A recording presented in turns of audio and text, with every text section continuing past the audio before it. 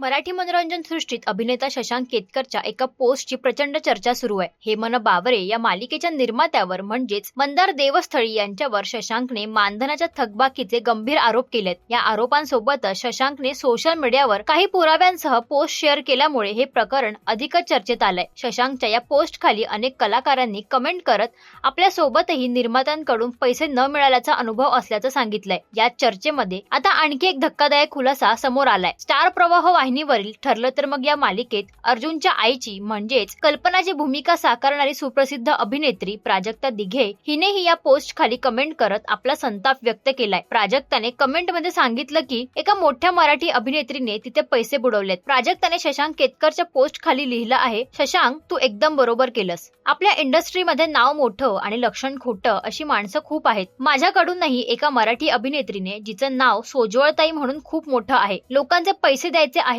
असं सांगत 2-3 महिन्यात परत देईन म्हणून 5 लाख रुपये घेतले। आज 4 वर्ष झाली पण पैसे मात्र परत दिले नाहीत। गोष्टी करोडोंच्या करते पण प्रत्यक्षात फक्त बाता मारते। मैत्रीण आहे म्हणून गरजेला पैसे दिले पण आता माझा मैत्रीवरचा विश्वासच उडालाय असं लिहित प्राजक्ता दिघेने संताप व्यक्त केलाय। प्राजक्ता दिघेच्या या कमेंटवर ही अभिनेत्री मात्र कोण आहे असा प्रश्न सर्वांनाच पडलाय।